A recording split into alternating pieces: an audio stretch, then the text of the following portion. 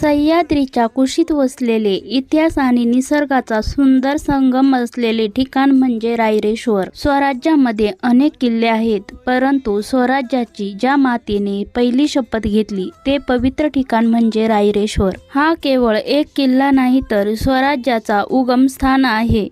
रायरेश्वर हे एक विस्तीर्ण पठार आहे। लोहगडाचा विंचूकडा जसा प्रसिद्ध आहे तसा रायरेश्वराचा नंदीसारखा आकार आणि आजूबाजूला पसरलेला निसर्ग खरंच बघण्यासारखा आहे। पावसाळ्यात रायरेश्वर पठार विविध रंगीबेरंगी फुलांनी आणि जुन्या मोठमोठ्या वृक्षांनी नटून गेलेलं असतं। आजूबाजूला पसरलेले दाट धुकं, रिमझिम पावसाच्या सरी आणि सह्याद्रीच्या हिरवाईने रायरेश्वराचं सौंदर्य आणखीनच खुलून जातं। पावसाळ्यात रायरेश्वर जणू स्वर्गाचा तुकडाच। धुक्याची चादर, अंगावर येणारे धबधबे या गडाचे सौंदर्य अधिकच खुलवतात।